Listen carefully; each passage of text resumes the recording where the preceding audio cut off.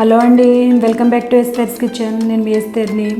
ఈరోజు గుడ్లు గోధుమ పిండితో చాలా హెల్తీగా సింపుల్గా 10 నిమిషాల్లో బ్రేక్ఫాస్ట్ ఎలా ప్రిపేర్ చేసుకోవాలన్నది మీకు రెసిపీ చూపిస్తున్నాను. వీడియో చివరి వరకు చూసి ప్రతి ఒక్క టిప్ని కూడా ఫాలో అవ్వండి. ఇక వీడియోలోకి వెళ్ళిపోదాం.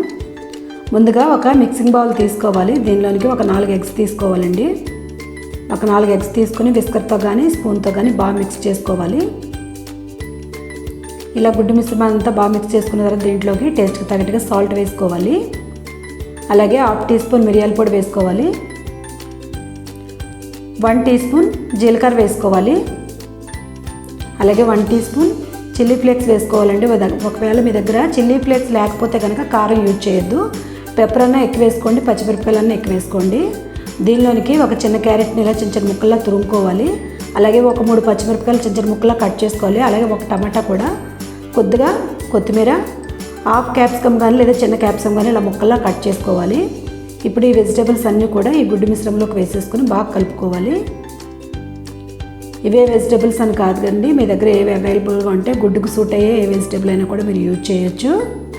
ఇవన్నీ బాగా మిక్స్ చేసుకున్న తర్వాత ఒక చిన్న ముల్లంగి దుంప తీసుకుని పైన పీల్ తీసేయాలి. తీసేసి తురుముకోవాలండి.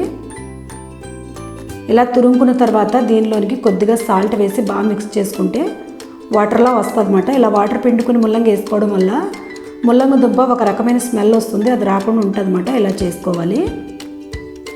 ఇప్పుడు ఇలా వాటర్ అంతా పిండేసుకుని ఈ గుడ్డు మిశ్రమంలో వేసేసుకోవాలి ముల్లంగి దుంప కూడా. ఇప్పుడు బాగా కలుపుకున్న తర్వాత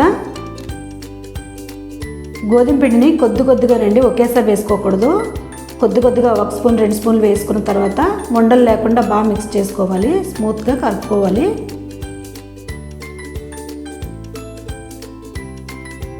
ఇలాగ కన్సిస్టెన్సీ ఇలా వచ్చే వరకు కొద్దిగా వేసుకుని గోధుమ పిండి కలుపుకోవాలండి. నేను 1 కప్పు గోధుమ పిండి తీసుకున్నాను. దానిలో నాకు 1/2 కప్పే పడింది 4 ఎగ్స్కి కూడా. ఇలా మళ్ళీ ఇంత మిగిలిపోయింది కప్పు తీసుకుంటే.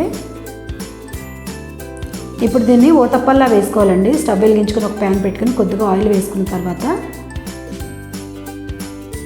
దీన్ని ఊతప్పల్లా వేసుకోవాలి. మీకు ఏ సైజు కావాలంటే ఆ సైజులో ఊతప్పల్లా వేసుకోవాలి. ఇలా వేసుకుని మూత పెట్టుకుని ఒక 1/2 మినిట్ కుక్ చేసుకోవాలి. ఒక 1/2 మినిట్ తర్వాత ఒక సైడు కుక్ అవుతుందండి. రెండో పక్కకు ఇప్పుడు టర్న్ చేసుకున్న తర్వాత మళ్ళీ మూత పెట్టుకుని ఇంకొక 1/2 మినిట్ రెండో పక్క కూడా కుక్ చేసుకోవాలి. ఇలా మూత పెట్టుకుని కుక్ చేసుకోవడం వల్ల వెజిటేబుల్స్ అన్నీ కుక్ అయ్యి చాలా టేస్ట్ ఉంటుంది.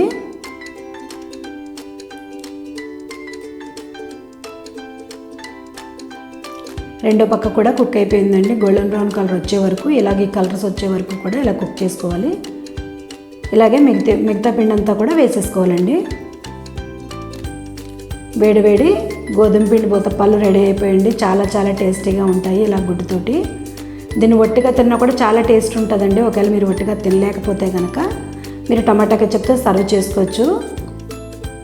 అన్నీ కరెక్ట్గా వేసుకుంటే కనుక చాలా స్పైసీగా చాలా టేస్టీగా ఉంటుంది. మీరు అందరూ కూడా తప్పకుండా ట్రై చేయండి.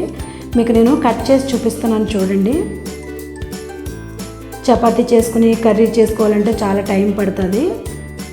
ఏ టిఫిన్స్ లేనప్పుడు, ఏది బ్రేక్ఫాస్ట్ లేనప్పుడు ఇలా సింపుల్గా ఎగ్ తోటి చేసేసుకుంటే చాలా హెల్తీగా ఉంటుంది. దీంట్లోకి మన వెజిటేబుల్స్ కూడా యూజ్ చేసాం కాబట్టి చాలా హెల్తీ అండి. మీరందరూ కూడా తప్పకుండా ట్రై చేయండి, కామెంట్ చేయండి. ఈ వీడియో మీకు నచ్చినట్లయితే లైక్ చేయండి, షేర్ చేయండి. గుడ్డు లేకుండా ఎలా వేసుకోవచ్చు అన్నది మరొక వీడియోలో మీకు నేను చూపిస్తాను. మీరు ఎవరైనా ఫస్ట్ టైం నా ఛానల్ చూస్తున్నట్లయితే సబ్స్క్రైబ్ చేయండి, లైక్ చేయండి.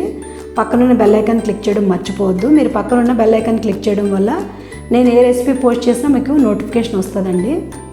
Thank you for watching. మరొక వీడియోలో కలుసుకుందాం.